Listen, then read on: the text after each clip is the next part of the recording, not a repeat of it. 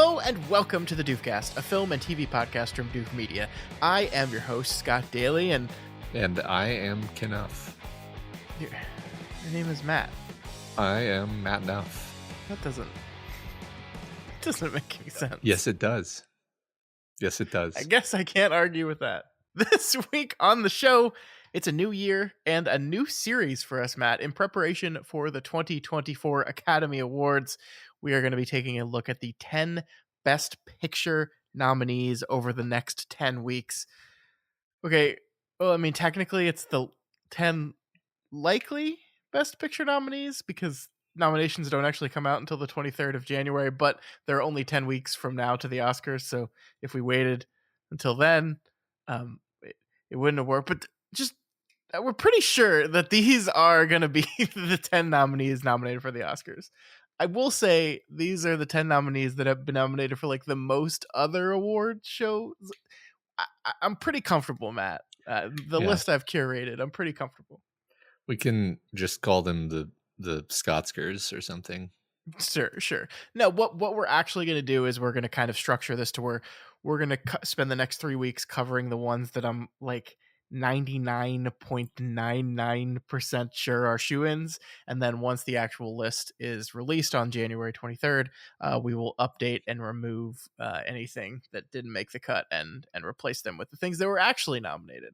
I really like looking at this list, though. I really don't think that's going to happen. I'm pretty sure there's maybe one or two films on like the outskirts that maybe something weird and surprising could happen, but I'm pretty sure this is going to be our list. Yeah, I mean that makes sense. I think we'll be fine. Yeah. So, Matt, do you want to read the list of 10 films, and then we'll talk about kind of what we're hoping to get out of this whole thing? Sure. So we start with Barbie, which is today's episode, and then we move on to Oppenheimer, Killers of the Flower Moon, Poor Things, The Holdovers, Maestro, American Fiction, Past Lives, The Zone of Interest, and Anatomy of a Fall. So, how many of these movies had you heard of? I think I have literally heard of only the two that I've seen, which is that's not quite true. I've seen Barbie and Oppenheimer, and I've heard of Killers of the Flower Moon, and I feel like I've heard the name Poor Things. I don't recognize any of these other names from any context whatsoever. I think the reason you maybe have heard of Poor Things is because I saw it like 3 days ago and told you I saw Poor Things. Yep, that's it. Well, that's great. I think this is really exciting. For my part, I have only seen Barbie and now just recently this week Poor Things. The other 8 films on this list I have never seen. So this is a series that is more or originally was more catching Matt up on the Oscars for the first time ever. But this year it will be catching me up as well because I'm very behind on my new movie watching this year. Yeah. All right. But I do know what all these movies are. And I'm really excited because there's a lot of films on this list that I've been really dying to see, and this gives me an excuse to do it. I have no like that's the thing is I've been so out of touch with like mainstream cinema that I don't have any particular emotions about this, but it'll be interesting. It'll be a learning experience. Yeah, no, for sure. Are you like it's difficult to ask this question. You might not have an answer because you just don't know, but like, what are you hoping to get out of this experience? We're going to spend 2.5 months looking at these films. What are you hoping to get out of it?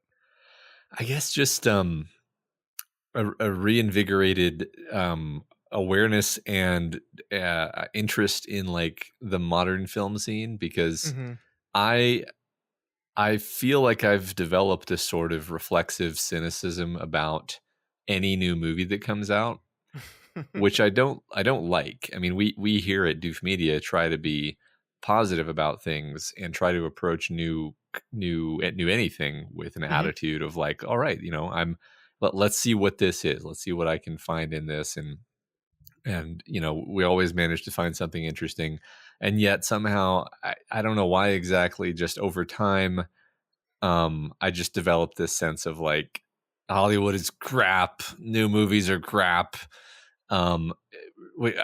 Seriously, I wish I should like introspect on like when this started and why I feel this way.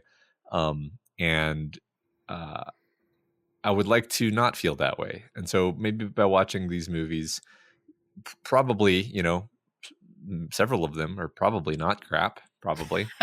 And then that'll give me a more of a sense of like, hey, you should give these new movies that are coming out more of a chance.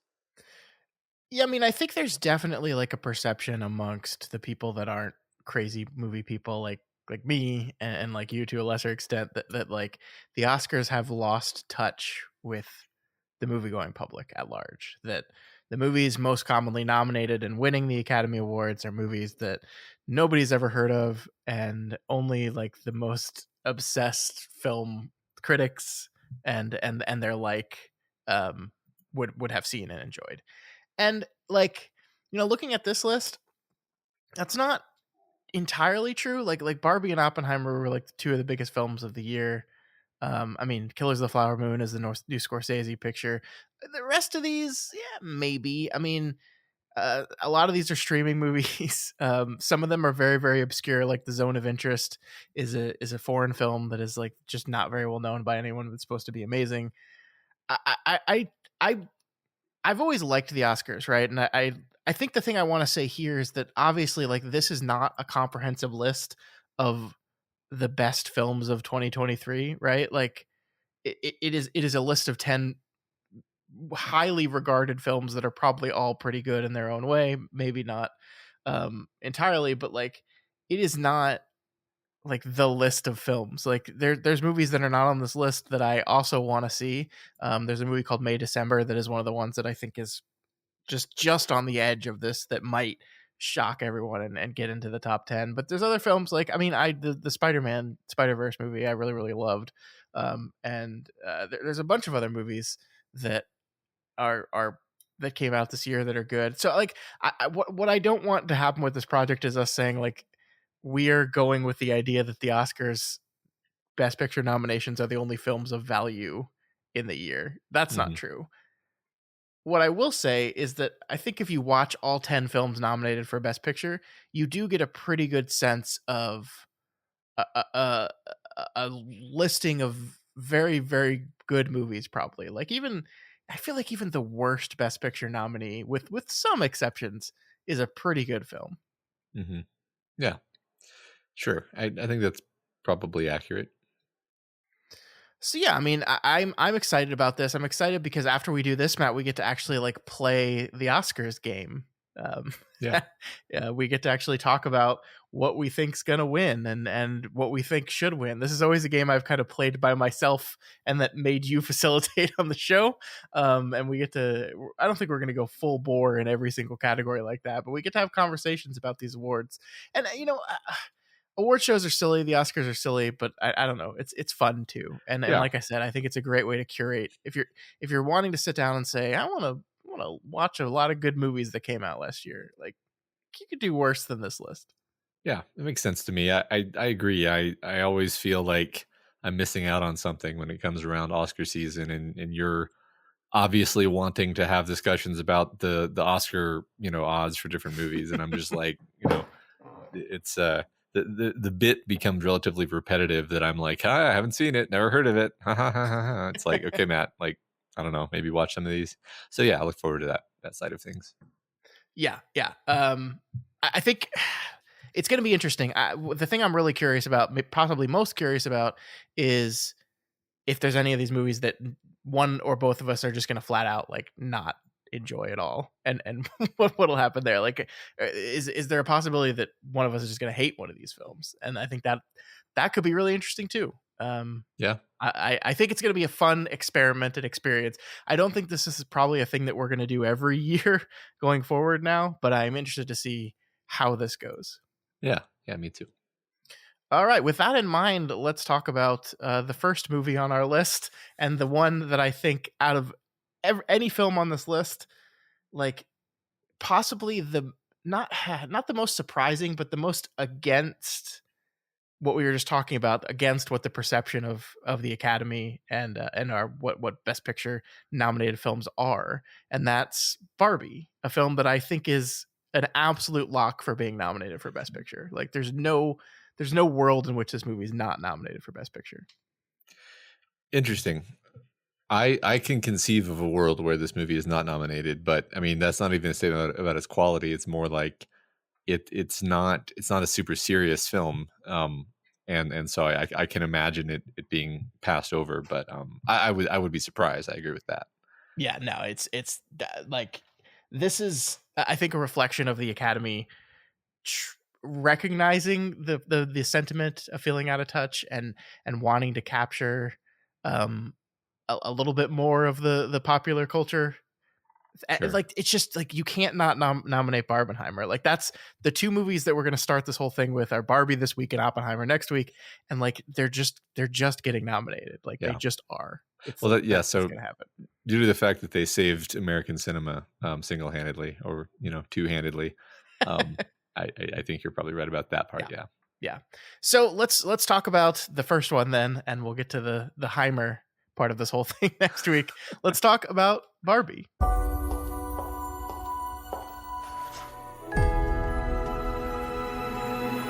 Hey, Barbie. Can I come to your house tonight? Sure. I don't have anything big planned, just a giant blowout party with all the Barbies and planned choreography and a bespoke song. You should stop by. So cool. You can find me under the lights, diamonds under my eyes. This is the best day ever. It is the best day ever. So is yesterday, and so is tomorrow, and every day from now until forever. Do you guys ever think about dying? When my heart breaks, Some things have been happening that might be related. when my world shakes. Cold shower, falling off my roof, and my heels are on the ground.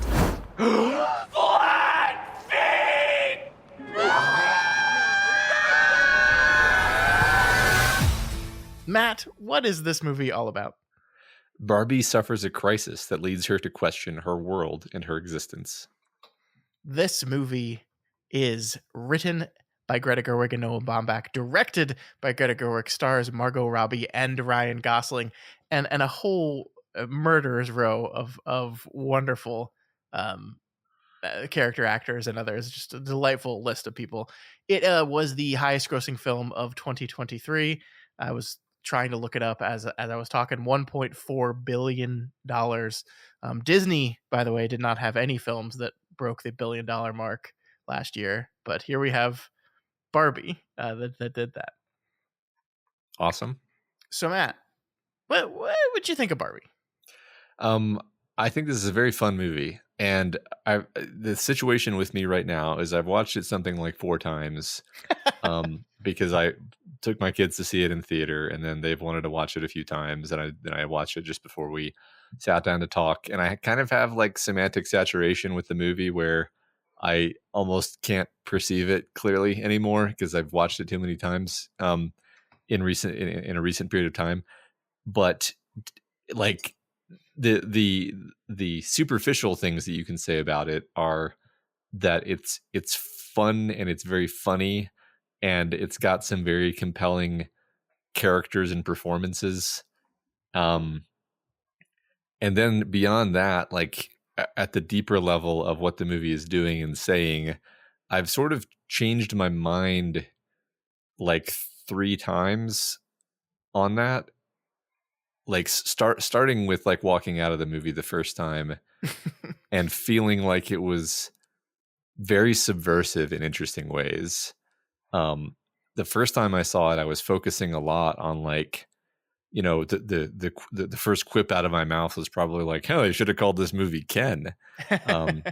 Because it focuses so much on Ryan Gosling's Ken and gives like kind of a surprisingly nuanced take on the idea of like men's issues, actually, despite the fact that it's like nominally like a movie about women's issues, and most of the sort of text of the film is about women's issues, but I venture to say most of the subtext of the movie is about men's issues, which was surprising and interesting.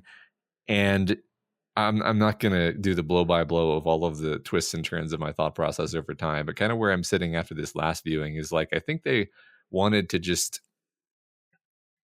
have a very humane look at people, men and women, and their sort of earnest, heartfelt wants and needs and hurts and disappointments when it comes to each other, and then the expectations put on them by the world, and not even necessarily offering solutions.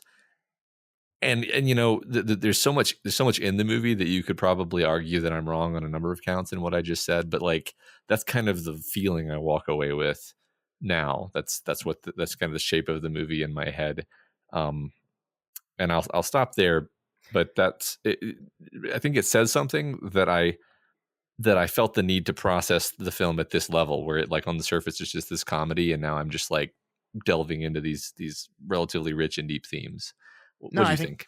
I think that's a great point. Yeah, and you know, I think you and I briefly talked about this movie on like a second segment of a podcast back in July when we saw it, and I was pretty mixed on it. I mean, I think it is a movie that kind of almost demands of you to sit there and parse the way you feel about it, which is weird because on level one, it's just an extremely fun movie that made me laugh a whole bunch, and on level two I'm just like, oh, here's all these weird things that I don't really know what to do with. And I was really like looking forward to a second viewing because this is the second time I have seen it, and seeing if it can kind of crystallize any thoughts for me like it seems to have for you. And I don't know, I think what it does for me is like really cement that this is just a very effective and funny movie. It's very sharply written. I do think Ryan Gosling kind of steals the show in a lot of ways. But I do have a lot of problems with like some of the structure and story stuff, and like the entire second act I think is a big drag that was not enjoyable for me to watch this time around. So I'm pretty mixed on it overall. I think it's very fun, but like when you start getting into the stuff that I think you and I are going to spend the most time talking about, I don't know how to feel about a lot of it, because there was a quote I saw this week that was talking about, I think someone was like asked America Ferrara, who plays the mother, like a question of like the big feminism speech she gives near the end of the movie, and I think some of the critiques I've seen of this movie is it's pretty like 90s base like girl power feminism, and like on a very surface level, and that's all the movie is. And her response to that was like, well, who cares if everyone knows this stuff already? Sometimes we need to say it out loud and expose a new generation of women and people to it. And I was like, yeah, that's a good point. That's a good point. But I don't know how I feel about the movie. I'm really torn. I don't think this is not even, I mean, this in some sense was my original thought, because I walked out of the movie thinking this, but also I've heard other people say it, that the subtext of the movie does not support the text of the movie. and you can kind of take of that what you will. Like here's an example. And the thing is, you can argue about what I'm about to say. You can say, well, no, Matt, you're misunderstanding, and that's totally fine. But like, for example, the daughter character, she's, dressed in black. She's like vaguely goth coded. She's sort of this like mouthpiece of like the modern man-hating feminism. And the sort of like like the, calling Barbie a fascist and these things where it's actually done in a way that makes you roll your eyes at that character, right? You're not like, yeah, Barbie sucks, yeah, stick it to her. You're like, oh, this girl is annoying and I don't like her. Right? And that's the intended reaction of the movie, right? So like she's a feminist she's a mouthpiece of feminist ideology who is cast as something like a villain in that moment. And then you see her gradually come to like appreciate like girly things, and also kind of be softened toward like and it's complicated because at no point does she like decide that actually patriarchy is great or whatever, but also like she is wearing a fairly pretty dress by the end of the movie. And so it's not about like saying like, oh yes, traditional women's roles are correct. It's actually just saying like, hey, can we sort of modify this conception of what feminism looks like to be less like kind of angry and attacking women, and more like just cheering on women in whatever they're trying to do, regardless of whether you happen to think that particular manifestation of femininity is awesome.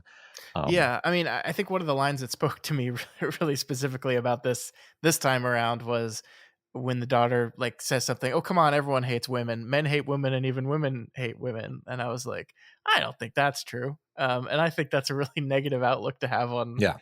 existence. So I think you're Yeah. onto something there.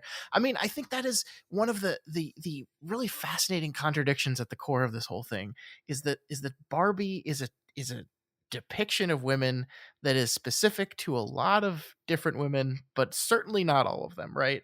And like even in the diverse you know multifaceted world of Barbie that exists in this film, it's still like a whole lot of pink and pretty dresses and like pop music, and it's like, well, this certainly doesn't capture all women, but it does capture like this certain kind of Barbie.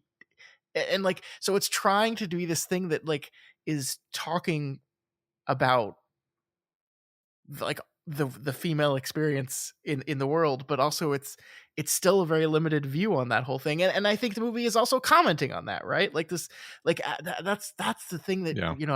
I struggle to wrap my head around fully. I do too. Yeah. I definitely don't get it fully. And part of it is that I, was not a girl, did not play with Barbies.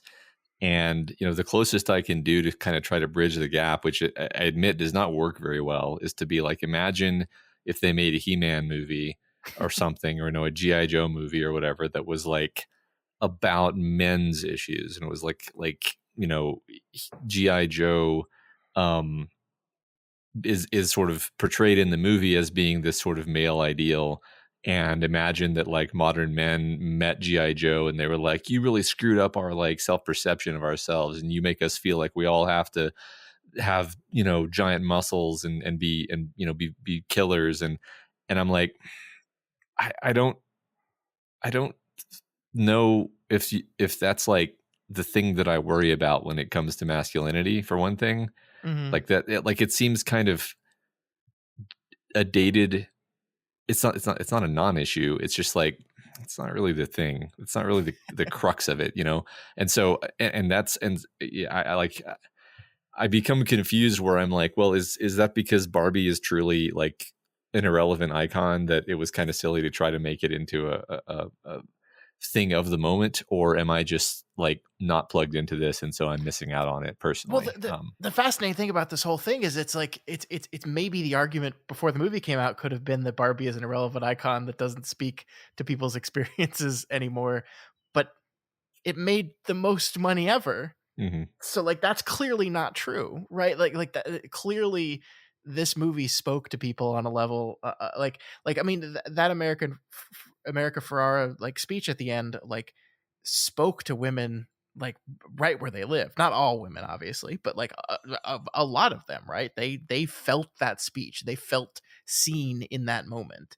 And so this is a movie that does very successfully speak to what it's like to be a woman in the world we live in, and the maybe the confusion and the uncertainty about these things is part of that. Is like, well, I don't like, just the idea is like I like you as a parent, right? Like I just had a daughter, and it's like we're looking at like clothes and toys and things to buy, and it's like, well, I want to buy her pretty girly things, right? But I also don't want her to think that like that's the only things that she's allowed to like or supposed to like.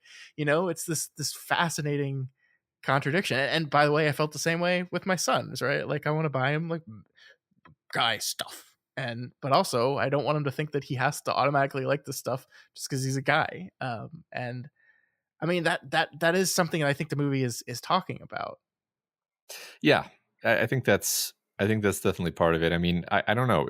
I honestly don't know if I feel equipped to think clearly about these things, and I don't even know if the movie. I mean, we're not women. Let's just state that right. Yeah, right well, that's why I sort of try to twist it and be like, well, let's pretend this was a movie about G.I. Joe, which doesn't really work, because it's like, okay, but like that's not the movie we're talking about, and so at best it's kind of it's a crutch that I can use to make an analogy. yeah, like that's there's this interesting tension between like what aspects of, you know, what we perceive as femininity are like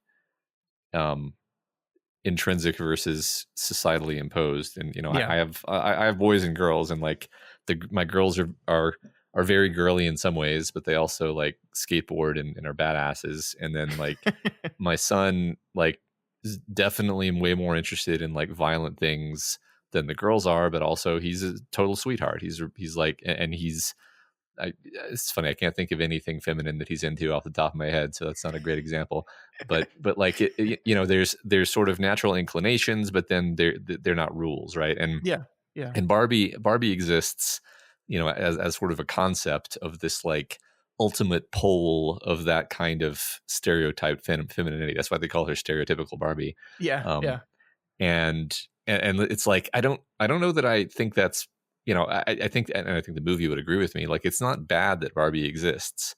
Like that's one of the sort of dialectics the movie is doing, is that the daughter character is like, Barbie is a travesty. The idea of Barbie is bad for women because it creates this impossible standard, and it makes us feel like, you know, we're not living up to it, and Yeah. you know, it encodes all of these stereotypes in it. And then the movie, God, the movie's called Barbie, so it can't agree with that message. So I think what it's saying is like, no, you like, Barbie is a symbol of femininity and like empowerment, and like you can take or leave what is in this basket, but it's meant to be aspirational. And Yeah. and it's funny because I can see both. I can kind of see both arguments, you know, actually. Mm-hmm. Like just like with G.I. Joe, honestly, like I do think this. I actually think the metaphor works here, or the analogy or whatever works here, because like, are there admirable qualities about G.I. Joe? Sure. Is it good to indoctrinate a generation of boys into thinking that like killing with guns is like a solution they should reach for? Yeah. From a very young age? Probably not really. Like if you're dictator of the world, do you allow there to be a children's cartoon that involves muscle men who kill bad guys? Probably not. I don't know. I don't know. Mm-hmm. I don't know. but and then the further question of like, can a movie called G.I. Joe, or in this case a movie called Barbie, even really be the best vehicle for exploring and answering those questions? Because as you said, this is a Mattel property that is, at the end of the day, an advertisement for Barbie. Yeah. So like, I mean, I think it is kind of a testament to Gerwig and to Margot Robbie as producer, like their ability to get this movie, a movie that raises these questions and explores these ideas, even made. It's very, very easy to make a movie like this that is, I use this as an example not because I didn't like the movie, because it's the perfect example of this, like the Super Mario Brothers movie, which was just very safely and easily a movie about Mario, and that's all it was, and that's all it needed to be, and it made $1 billion. And this movie wanted to be something more than that, and that's commendable and fascinating and really cool. And I think the one aspect of this we haven't broached on, that we kind of started the conversation on, is the Ken of it all. Yeah. Which is a really interesting little wrinkle in this whole thing, because what Barbie Land is depicted in this film as is like a feminist paradise, right? Where like, you know, women are in charge of everything, women do everything, like it is a perfect feminine utopia. And the movie says that that's not good either, basically. The conclusion of the movie is, hey, actually the way we were doing this is bad, and we shouldn't do it that way anymore, because it is making these people, these men, feel less than and ignored and inconsidered, and like, so that's, I love it. I love it. Yeah. It's really cool and interesting. It's just very, very surprising that is really the hook that the climax of the film turns on. That's the key thing I meant about it being subversive, because so much of the runtime hinges on or focuses on the idea that like the Kens, which really just means men, they really love the Barbies, which means women. They really love the Barbies, and they really desperately need the attention and love and affection of the Barbies. And they're kind of dumb, simple creatures, and they like horses, and they like playing, and like the things that they think are cool are actually dumb, and they don't realize it. And this is kind of adorable, but in a loving way. Like that's what's interesting is I never felt as a man like the movie was saying like fuck you for liking horses and thinking that certain kinds of music are it was just like that is kind of we are like that. And that felt very it felt very sensitive and like welcoming for a movie that like I kind of was like wincing going into the movie because I was taking my daughters because they're girls and they wanted to see it really badly, but I was kind of like, oh, this is gonna just stick a knife in me. And it I was like anticipating that there was going to be this blowback against the movie from men thinking like, oh, here it is again, Hollywood with talking about how terrible men are. And like, it was not that at all. And awful men are. It was like gently mocking. And then it gave you Ryan Gosling being like, just like having a lot of pathos, and like, you can really sort of empathize with his character when he's like, oh, he's just learning about this idea of like a concept of masculinity that's not just being under Barbie's heel constantly, and it's empowering to him, and he's excited about it. And you're like, yeah, Ken, like that was he's the heart of the film, which is a crazy thing to say, but it's absolutely true. And so that makes it so those jokes, those gentle ribbing at men jokes, the guitar playing and the sports, like the very stereotypical, like, this is how men act around women, which has a kernel of truth in it. Like it never feels barbed and pointed and mean. And there were certainly, Ben Shapiro's out there that got very, very mad about it.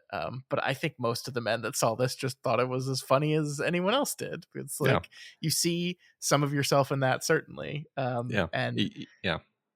Even the there's so many good bits that are like at our expense, basically, where it's like, oh, The Godfather, do you want to start it over and then talk over the whole thing? It's like I felt so called out in that moment. Me too. But it's hilarious. No, it's really good. And that is, I mean, that like, this is where I'm torn on the movie though, a little bit here, because I love Ryan Gosling's Ken. I think he's great. And I think Margot Robbie is very good as Barbie as well. But I feel like I do feel like it's almost his movie. And like my biggest problem with the film, actually, okay, my second biggest problem, because my biggest problem with the film is like everything with Mattel and Will Ferrell. I don't think works at all. And I think it would have been a better served to just completely excise that stuff from the movie entirely.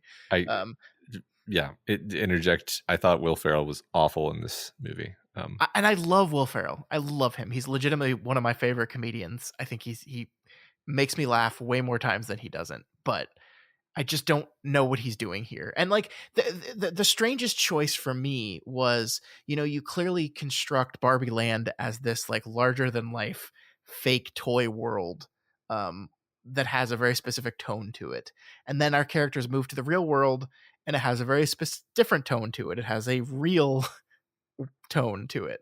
And then everything with Mattel and Will Ferrell is like, we're in Barbie Land again. And it's just like, it's so weird that this exists in the same world as like everything else. It's just so strange to me. Yeah, it's strange. And I mean, I agree, it feels unnecessary. The movie is fairly long, and I feel like very obvious thing to do is just not have the Mattel stuff, because it's not particularly funny. It's at most it's like plot glue, but it's way over long and over complicated for being plot glue. And it's some of the stuff that I just thought didn't make its point very well, and it didn't work very well. Well, because I don't know what its point is. Because like on the one hand, like they're making this dig about like this very pointed dig about how this is a company that their most popular product is a doll for women, and the entire board is men. I don't think that's a true statement in reality. The CEO is a man. I did look that up. The CEO is a man, and I think all the C-suite executive levels are men. but there are women on the board. And Yeah, I think it's about half and half. It is about half and half. Yes. Yeah. So that, I mean, like that, I get that that's a funny dig, and I think the joke works. But then like the Will Ferrell character is so weird because like, you know, when Ken goes back and like all the Ken stuff starts selling really well, like they're just like, why is this a problem? We're making all this money. And then Will Ferrell's character is like, no, we're not just in this to make money. It's about something more than that. And I'm like, what are you saying with this guy? I don't understand. Because then at the end of the movie, America Ferrera says, what about we just have normal Barbie? And he's like, that's a terrible idea. And then his assistant says, that's going to sell really well. And he's like, wait, no, never mind. I love it. I was like, so do you care about money? Like, who are you as a character in this movie? And what are we saying about Mattel through any of this? I have no idea. And there's a lot of lack of clarity about a lot of these things.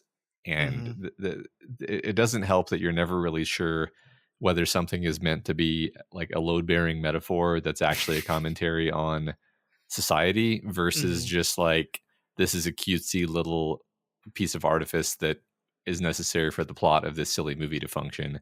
Yeah.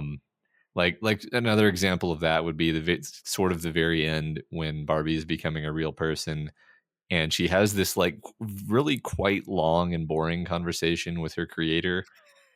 And I don't understand what the hell they're talking about. And I've seen the movie 4 times, and I'm like, and I'm like straining. I'm like, is this a metaphor for like growing up, or like that's my best guess, is that it's a metaphor for growing up. But I'm sort of forced to just be like, well, it might literally just be magical mumbo jumbo to justify the idea that Barbie can become a real woman. I don't know. Yeah, this is what I was getting at here when I got distracted by the Will Ferrell being bad part of it. I don't understand Barbie's choice at the end of this movie, or rather, it's not that I don't understand it. It's that I don't understand how her story throughout the film gets her to the point where she makes that choice. Like I think what she says is, I want to be the person coming up with the idea, not the idea. I want to like. And I'm like, that's a cool sentiment. How is that the journey of your character throughout the movie? Like, and this is the problem, is because so much of the climax of the movie becomes, how do we defeat the men and or convince Ken to abandon his patriarchal ways, while also recognizing we need to adjust the system to be slightly more inclusive to the Kens that live here. I feel like Barbie's arc gets a little lost in all that. Yeah. Like it's very clear at the beginning that like, you know, she's having an existential crisis and needs to try to solve it. And then of course the way that she solves it is not the correct way. And that very, very typical standard arc. And then when we get back to Barbie Land in the third act, some of my favorite stuff in the movie, by the way, I feel like her arc gets a little lost in that. And to the point where, I mean, my constant question at her choice and the conversation she has with her creator at the end there is like, I don't understand why this character wants that thing in that moment. I wish I had a steel man for you. You know, I think it is kind of a structural problem that the inciting incident is not really something that happens to Barbie. Well, okay, it is. The inciting incident is that her human is having an existential crisis, or you know, some kind of crisis, and this is projecting all of these emotions onto Barbie, and in some sense, this causes Barbie to have a crisis because she has to go on a journey to like figure out what's wrong with her human. Yeah, but there's also like sort of ground level, nuts and bolts narrative level. You're like, this isn't really Barbie's problem. Like the natural story arc here is that Barbie, you know, gets called to adventure and then goes on the adventure to resolve, you know, whatever this insult is, and then returns home changed, is, you know, the most classic form of the arc. but like I don't know what happened to her on the adventure that would have led to her experiencing change. Yeah.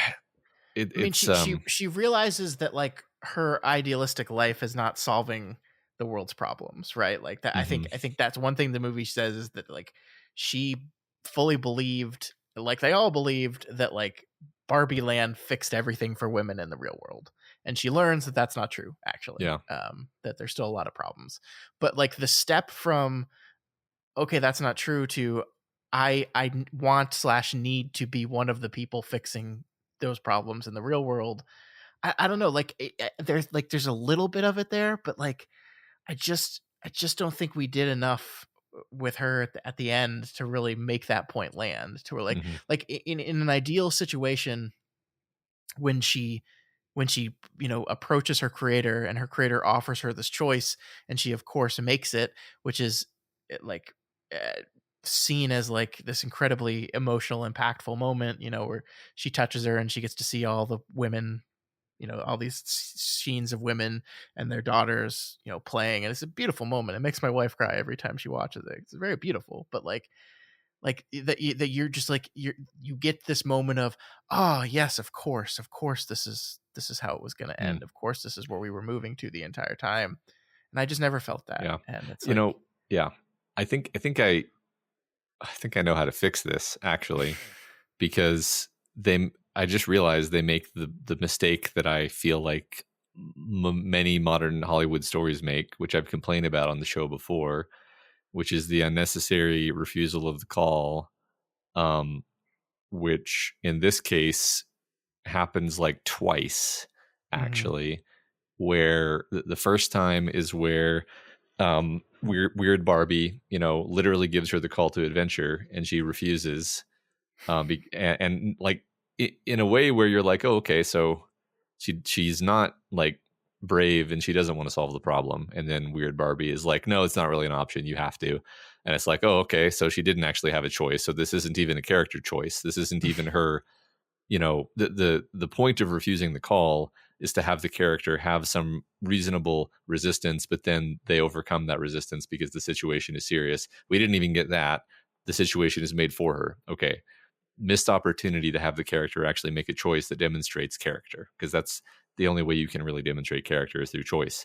Okay, mhm. and then the second time is after they get back to Barbie Land, and Ken is super mean to her, and she just like collapses and is like totally useless, and it's the other characters who have to actually like physically drag her and like reprogram her, and it makes her into a character who doesn't really make any major choices or have any significant agency in the story, and like Yeah, that's why it doesn't feel like she has an arc, and that's why it feels like Ken is the main character, because Ken is the one who's doing things and making choices.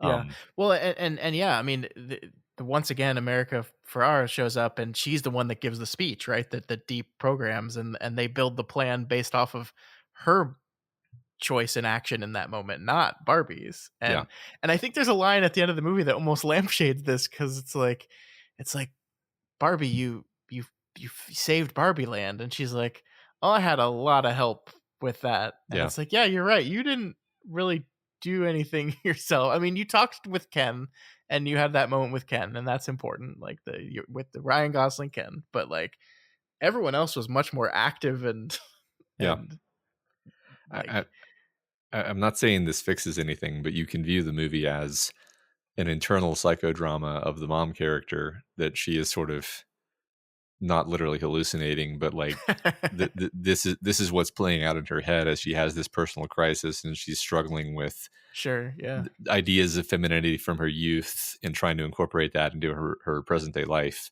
yeah, And so she's actually the protagonist in this lens, but structurally this movie does not actually treat her as the protagonist. yeah, So yeah. I do think she gets a little lost in it, and like so many characters get lost in this. The other, I don't want to make this all about complaints, because I did really enjoy this movie, but like yeah. the one thing that I didn't like was that like in with those characters, this is a really movie about the mother daughter relationship being repaired, right? Hmm, hmm. Their relationship is strained, not functional anymore. Um, her daughter doesn't seem to like her, and her mom doesn't know what to do. And by the end of the movie, that relationship has been repaired. And it's almost entirely one-sided in the daughter learning more about her mother and coming to appreciate her mother's way of thinking on these things. And it's not at all the other way, where we see none of America Ferrera like going like, oh, I understand why you felt that way about Barbie now, and you might have some good points actually. And it's not that at all. And that was a little bummer to me. I would have liked to have seen it be like, when you want to repair a relationship between two characters, you want like both of them to grow to understand each other more. And it felt to me like this was just the daughter understanding her mother more. Yeah, I agree with that. That's true.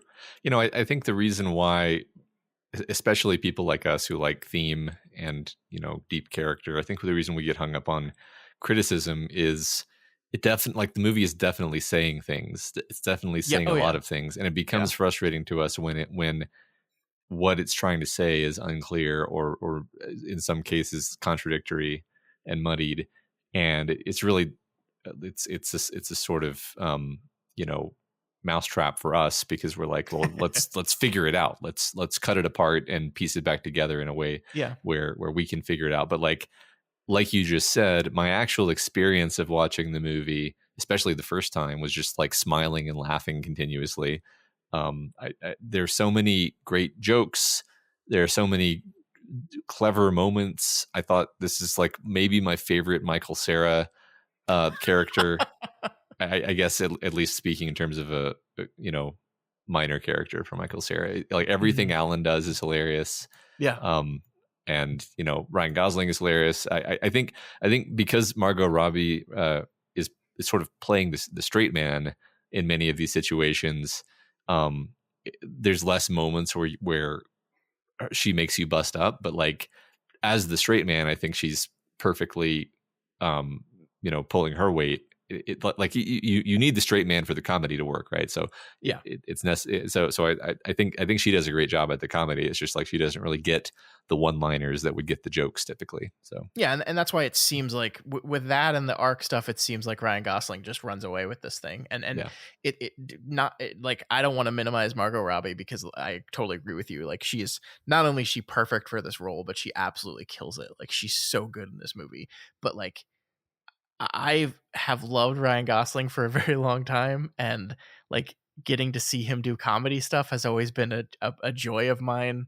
The Nice Guys, that neo-noir with Russell Crowe, like, is one of my favorite movies of all time, and Gosling is so funny in it, and getting to see him in this movie just be hilarious was just an absolute joy. And so that's where I'm really torn with this movie, is like, we just spent, you know, almost 45 minutes talking about the themes and like the ways in which the movie's clearly saying something, and we're trying to parse and understand those. But like, it's still just a really fun movie to watch, right? Like, it still has the I'm just Ken number at the end of it, which is just I had a huge smile on my face the entire time, both times I've watched it. It's just so funny and so good, and the studio wanted them to cut it, and both Greta Gerwig and Margot Robbie like refused, and smartly, because that was great. And it's this really it's like, a part of me, the you know, the author is a genius and everything is intentional. Part of me like knows that Greta Gerwig is a filmmaker who is very she really likes to explore these things, but she doesn't like to have a clear, like, obviously this is the way I think. Like, she's a filmmaker that makes movies about the confusion of it all. I think her adaptation of Little Women is great, because it is this she takes the adaptation and makes it the story of Jo, who is this woman who, you know, wants to resist everything that is expected of her as a woman, but also wants those things at the same time too. And she's this walking contradiction, where she doesn't know what to do with that, because she wants to fall in love, but she also doesn't want to be the type of woman that is just a wife, which is a lot of what that movie's about. And then here as well, like, the inherent contradiction of just making a Barbie movie that is critiquing the concept of Barbie, while also being a movie celebrating Barbie, while also being a movie celebrating women and critiquing the ways in which women are treated in our society, while also critiquing the ways in which the opposite of that could be true as well. The way we treat men in our society sometimes, and Yeah. like it's all of these things, and it's not. I don't think landing on like a definitive. Well, this is the right way. This is the way. It's just like, man, isn't all this like confusing, and like, aren't we all just kind of trying to figure this shit out collectively? Yeah.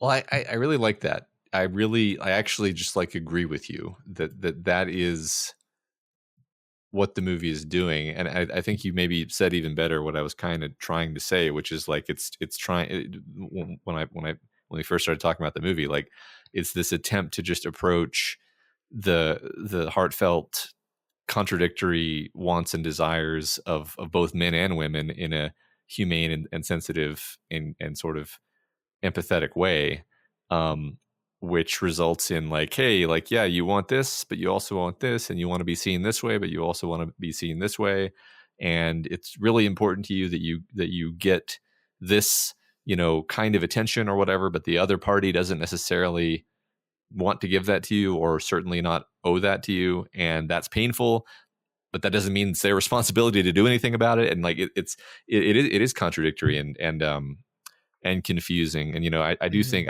sometimes I at least approach story analysis with this attitude of like, all right, I'm going to crack this thing. Yeah. And I think that doesn't serve me well when the message is trying to get across is like, there's no clear answer here. Like there just isn't. Like it's actually the responsible message when it comes to gender issues is like, yeah, God, this is really confusing and complicated, and it's sort of idiosyncratic to every individual person. So it would be arrogant of me to even suggest that I have the answer, right? And so in that sense, I guess I really admire the movie for doing that, because I think it would have been very painful for me to watch if it had been one of those movies, which do exist, where they're like, here's the answer about gender. It's like, oh God, no, that's not it. Whatever you just said, that's definitely not the answer about gender. Yeah. Well, I mean, it is interesting that this was a movie, everyone calls this Greta Gerwig's movie, and rightfully so, but she did write the script with Noah Baumbach, her partner. And so this is a movie where we get to, really explore women's issues, but there was a man involved in crafting the story as well. So like, I think perhaps this is why, women go to this movie and see themselves and are touched and moved, and also just celebrate their love of Barbie and all things women. But also men can look at it and be like, oh, you got me. Yeah, that's me. And I understand the way he feels sometimes, like I think that's a testament to this. And it's so cool. It's so cool that this movie is that thing. Like who would have thought that you could make this movie and explore those things in this movie? It's like, I can't, like, part of me just can't believe this movie exists. Part of me can't believe Mattel signed off on this movie. Part of me can't believe that this movie was as popular as it was. Like it all seems contradictory, and yet here we are. And the fact that my kids, not only liked the movie walking out of it, but asked to watch it again later, and they genuinely liked the movie. And so it's a movie that relatively young children can enjoy while still being able to support all this, thematic content that we're able to discuss and debate and have nuanced conversations about, which is really something. I mean, there's not zero other films that I can think of that fit that bill, where kids love it but adults can also debate it, but there's relatively few. So like I think we even last year in our like summer movie preview, one of the big questions we had about this movie is who is this for? Because like the trailer really made it seem like what kid that is actively playing with Barbie is going to enjoy this movie? This seems like a movie for middle-aged women who played with Barbie as children. And we're like, is that going to work? Because like, are you going to want to take your kids to see the Barbie movie that's doing those things? And the answer was yes, in a wild way. Like remarkable, absolutely remarkable. It's funny, I didn't think of that in a long time, but the trailer was like if you like, or if you love Barbie, you'll like this movie. If you hate Barbie, you'll like this movie. Like that was the actual trailer messaging. I have to wonder if that wasn't something like what they had in their mind when they sat down to write the movie, where it's like, all right, this is funny to say it this way, but Barbie is a controversial topic. How do you approach this in a sensitive way where everybody kind of feels heard, and everybody, no matter where they're starting from, walks away from the movie feeling like their feelings about this were at least respected, even if not like agreed with, and I think they achieved that. I feel like the only people who just hated the movie were like really pre-committed to hating the movie. Like it was a political project for them to hate the movie, and they barely even watched it. So good stuff. I agree with that. Unfortunately, I don't think this movie is going to win Best Picture. I think this is one of those things. I think you were surprised at how confident I was in this being nominated, and I think for this movie being nominated is the award.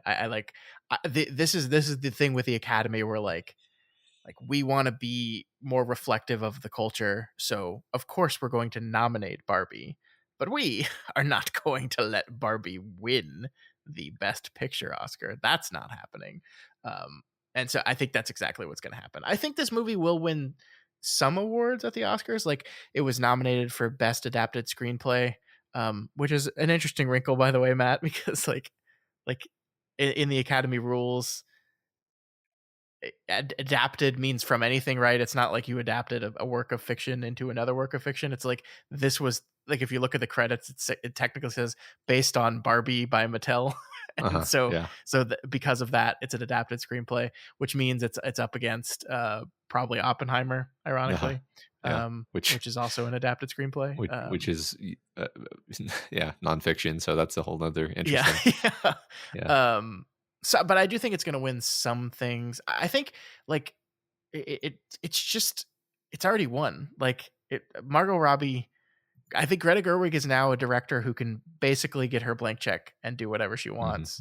Margot Robbie, as not only a performer, a very skilled performer, but she was like, we mentioned she was a producer of this movie, but she was a very passionate, like not just like, she was not like an exec producer where they just get their name on the thing, right?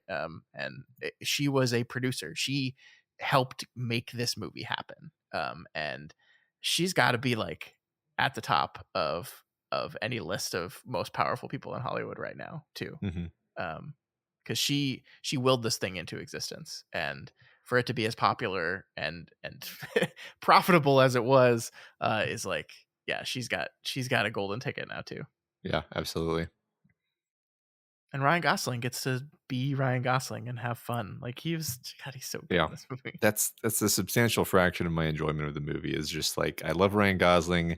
He's having fun. This is great. I love this. He's very funny. Like you said earlier, like I love that he gets to be the comedian while he's also one of my very top favorite dramatic actors. Yeah. He may be my favorite actor. I change my mind sometimes. He's great. He's so funny. There's so many little like micro jokes that are just like his reactions to things. That's like, he's really an underrated comedic actor. I totally agree. And there's a movie coming out this year called The Fall Guy, in which he plays a stunt performer. He will be opposite Emily Blunt. It's kind of like it's a romance in that this is a movie about these two characters getting together, but it's like a romance action comedy thing, and he gets to be comedic again, and I'm so excited for this movie. Me too. It's gonna be great. So yeah, that is Barbie, our first of the 10 films. Once again, Matt, I've never been more sure of something in my life than I am sure that this movie will be nominated for Best Picture. No, right. But yeah, unfortunately, I don't think it's gonna pick up that award. We'll see. I mean, some award shows are starting to happen this week, and we'll see how it does in those, and anything can happen, I guess. Anything could happen. Yeah. I mean, I think you have your finger more on the pulse of who the voting block of the Academy actually are, because and I certainly don't. Like, I feel like I have a good sense of what people like in sort of the aggregate, but the Academy, the people who vote on these things, are not representative of that population, certainly. Yeah, I guess I'll tell you here that as it stands right now, and we still have 2.5 months till the Oscars, so that could change. It seems like Oppenheimer is the favorite for both Best Picture and Director. That it most likely will win both of those. Okay, that just sort of vaguely sounds right to me, even though I haven't seen almost any of these other movies. I wouldn't be surprised to see that outcome. Yeah, I mean, I think one of the other fun things that we can do with this project as we go is like, make our predictions based on that, or the shoulds. Like, right, like I've just told you Barbie is probably not going to win this award, but should it? I don't know. Yeah. I mean, it's hard to say, knowing that I've only seen one other film on this list, which was Yorgos Lanthimos's Poor Things, which I absolutely loved. Okay. So I like, of the two films of the 10, I would pick Poor Things to win over Barbie. But like, we're just talking about like favorite, like thing I enjoyed most, or like what does the Best Picture Oscar mean? I guess, like, what should it mean? What should it be a reflection of the movie year and the culture and the things that it accomplished in that year? If that's the case, then Barbie and Oppenheimer should share the award. I feel like we talked recently about the idea of how weird candidates can win contests when the selection criteria is sufficiently complicated. So Yeah. I don't think it's impossible that Barbie wins, actually, but No, I also don't think it's impossible. I don't think it's likely, though. So yeah, it reminds me of the conversation that was had last year when like people were like, Top Gun Maverick saved the movie theaters. Like, is it gonna win Best Picture? And like, no, of course not. It's never gonna win Best Picture. But yeah. that's how I feel about Barbie's chances. Not that it's not deserving of it. It's a very good movie. I enjoyed it a lot. It was very, very important this year. And it's just not gonna win. Yeah, makes sense. Yeah. All right, so we'll be moving on to Oppenheimer from here, the hands down favorite, the other one that I think is just an absolute lock because it's the favorite. So of course it's going to get nominated. A movie that you have seen and I have not seen. So next week I get to sit down and watch a 3-hour Christopher Nolan film and see what I think of it. I'm actually really excited about this, Matt. You know how I feel about Chris Nolan, but I'm pretty jazzed about getting to finally see this. Well, I'm looking forward to rewatching it, if that tells you anything. And I'm also really looking forward to our conversation because that's going to be fun, whether you love it or hate it. Yeah, I do not suspect I will hate it. I got the 4K for Christmas, so I'm getting to watch this on a 4K disc. So it'll be sharp, beautiful imagery. And I'm still sad I didn't get to see it in the theater. I really feel like I should have done that, but it was this or Barbie, and I chose Barbie. Don't blame you. Which, by the way, we didn't talk about the visuals very much in that conversation because we once again got swept up by theme. But Barbie is a beautiful looking movie. Like the vibrancy, the color, I loved it all. Obviously it used a lot of pink, but it just works. And the costuming, like it just understands the assignment, right? It looks like Barbie in every way. Yeah, for some reason on this viewing, I just love that. When Barbie asks if Ken has his skates, he holds up the skates and they're like a giant sized, sort of realistic version of what is obviously a extremely neon yellow plastic toy. And that's like, I just love that image of just like, it's somehow a toy and yet they are real skates that a person could wear. And then we see him wear them. And they like the houses. I love, so just on that for a second, I love their dream houses where it's like it's not just literally, copy paste of the Barbie dream house. It's adapted in a way that feels kind of more like a person could actually live here, but also not at all because there's no walls, right? Yeah. So it's just it hit the sweet spot between being a toy and being a real place in a way that was just kind of delightful and awakens your child self. Yeah, and I think I read somewhere that they like Barbies and Kens were like 20-something% bigger than the buildings and props around them to like help build this like the scale of Barbie and the dream house and all the toys, like it was always a little off, and it just, by making her bigger than she should be, it emphasizes how more toy-y it is. It really, it worked with everything. I love it. I don't know, the big question, like if you look at Margot Robbie slide down the slide with her legs completely straight, I just don't know how she did that. Yeah. It's just like really impressive, like just physical work. It's just like, oh, it's so good. It's all great. Yeah. The fact that real live Barbie Margot Robbie exists and gets to play Barbie is important to the film functioning. What did you think about the joke that Helen Mirren as the narrator saying, "Note to the filmmakers, casting Margot Robbie to make this particular point, probably not the best choice." I mean, I thought it was hilarious because I distinctly remember watching the movie in the theater, like, because the point is Barbie's like, she's crying and weeping, and she's like, "I'm not pretty enough," and the thought in my brain was like, you're still gorgeous, like you're still Margot Robbie. The fact that you're crying, it's like you're still incredibly beautiful. And then the voiceover immediately cuts in and it's like, no to the and it's like, yep, that's what I was thinking. And like it's very it makes it even funnier that they like you're on the same wavelength as the movie. But is that just, to be Mr. Negative over here, is that just lampshading one of the core problems of the film, that you're just saying, well, we're acknowledging this problem, ergo you can't critique us on it anymore? I don't know. I mean, it is kind of funny that like Margot Robbie does exist in Israel person and is sort of like the perfect, ideal of like, gorgeous blonde movie star. I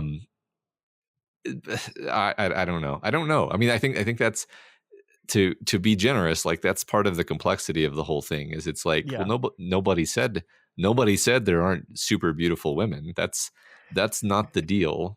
Like it's the reality is that it's an unfair standard. That doesn't mean it's an impossible standard, which if anything makes it harder to accept, because it's like that is Margot Robbie's right there. You can't say it's impossible.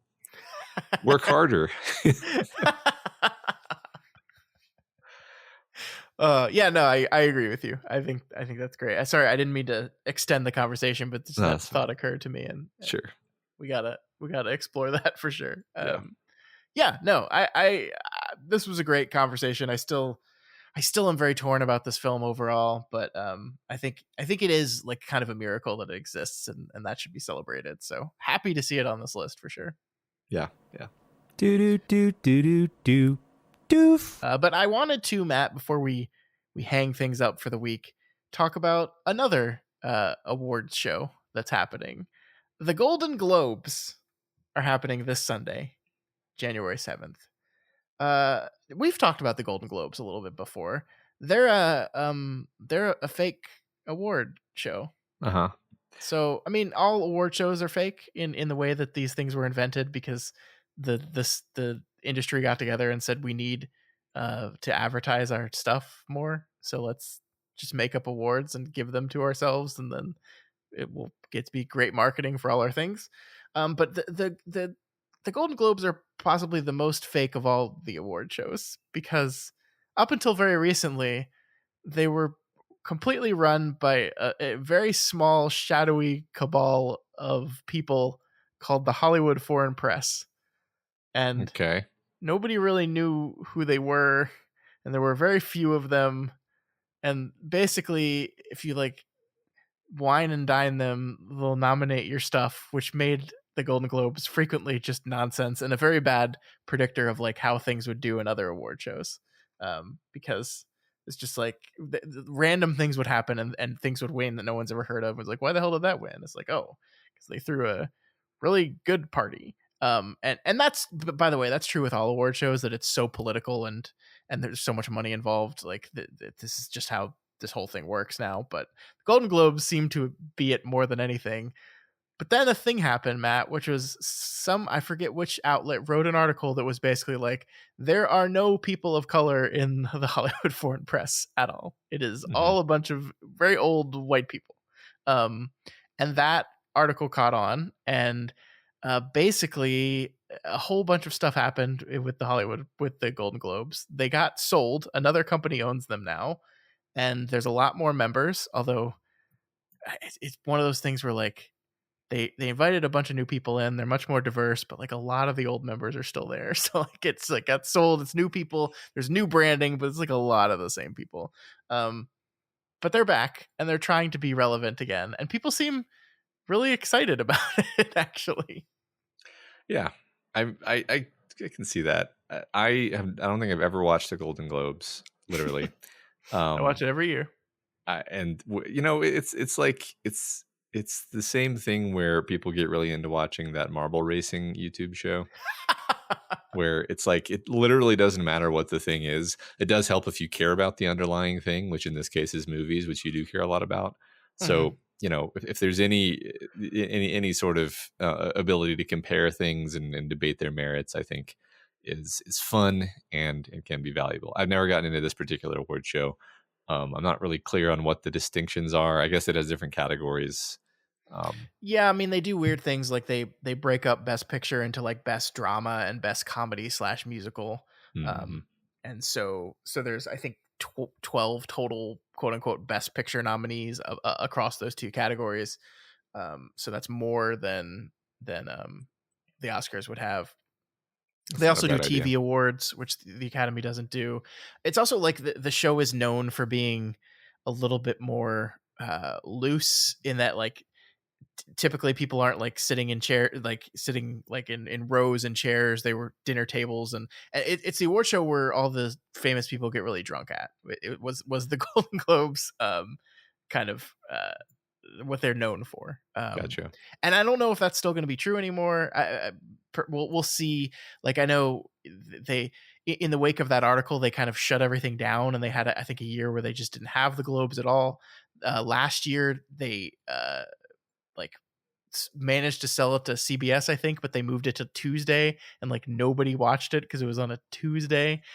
They're back on Sunday this year. They're going to be football will be leading into them, so they'll get that football bump, and we'll see. I don't know what's going to happen with them after this. I think they'll probably be okay, but it's just it's interesting. The thing I really wanted to talk to you is they've got a couple new awards that they're releasing this year. One of them is a stand-up comedy special, which is a cool idea. I think more award shows should have that on them.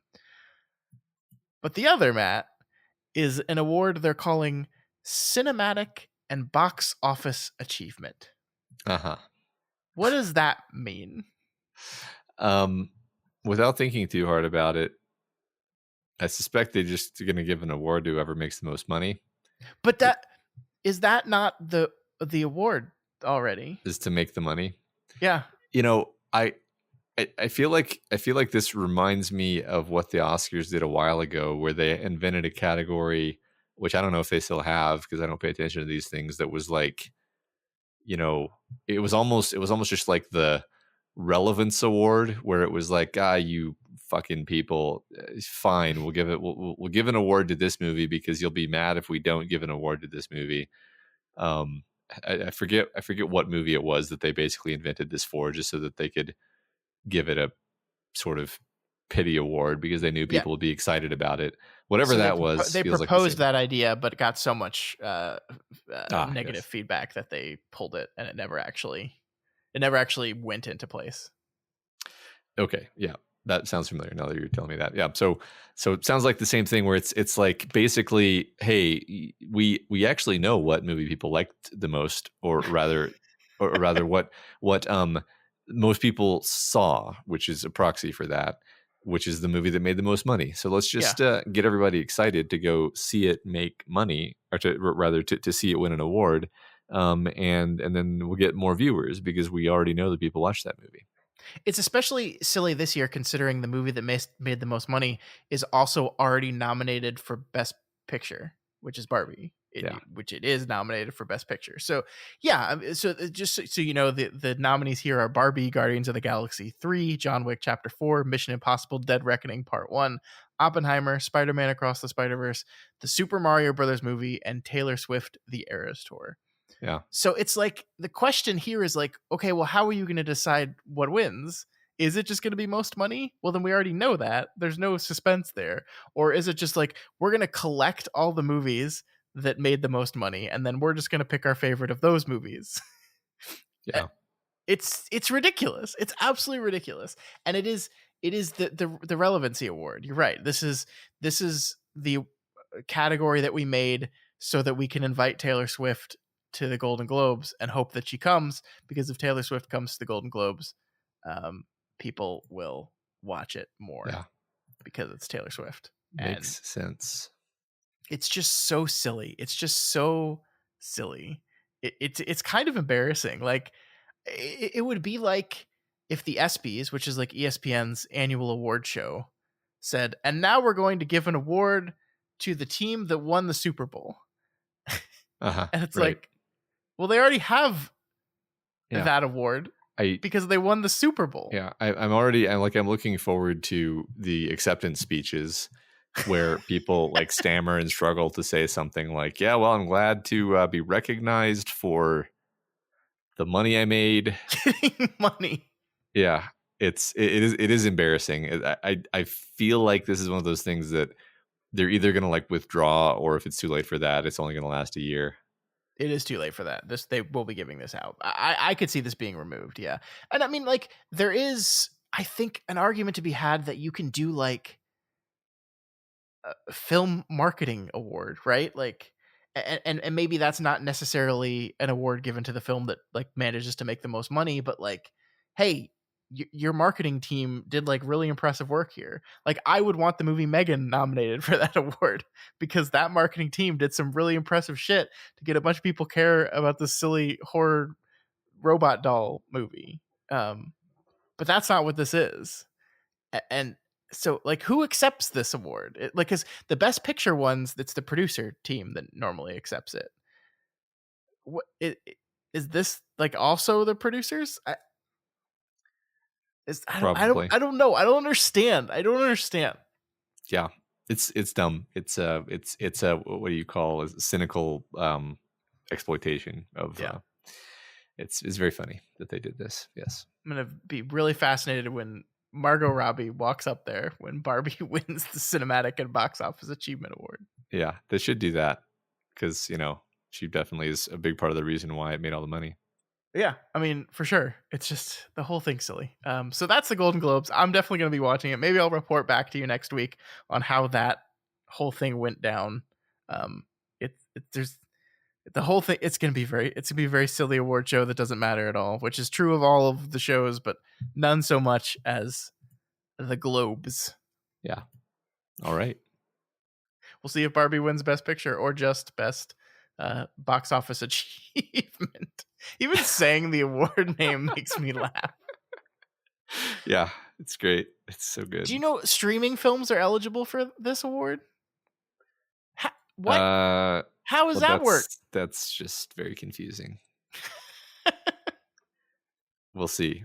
I am curious to see how that works.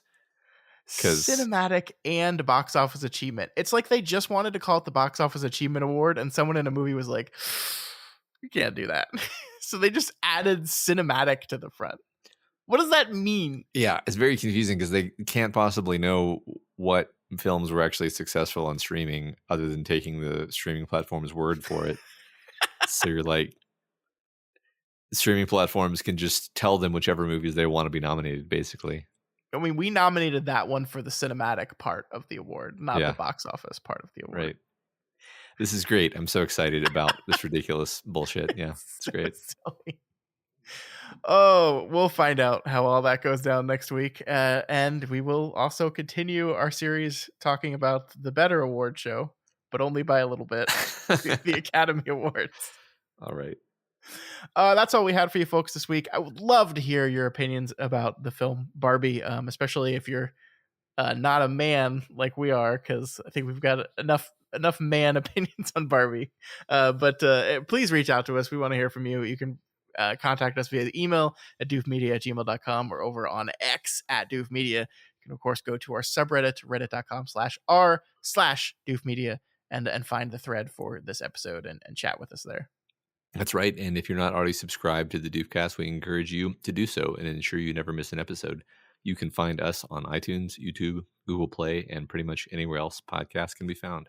And if you like what we do here and want to support us, consider becoming a patron of Doof Media. You can head on over to patreon.com/Doof Media, where you will find a bunch of great bonuses and rewards you get for supporting us. Matt and I will be starting a new bonus podcast this year called Castle Talk.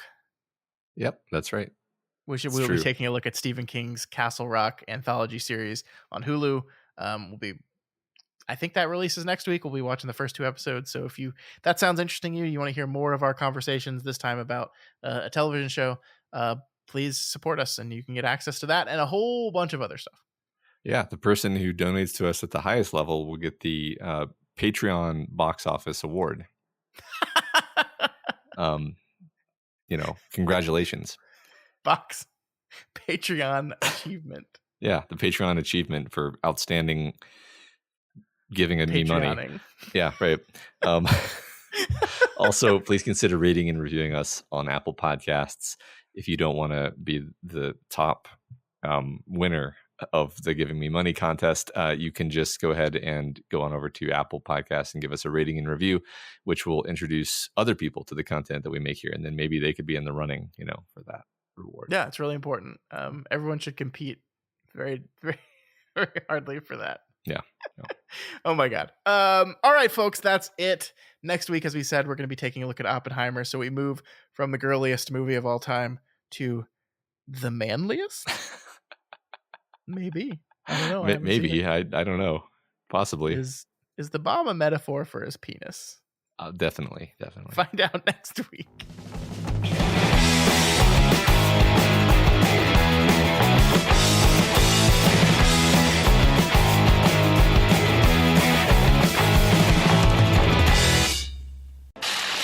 My name is Doof, and you'll do what I say.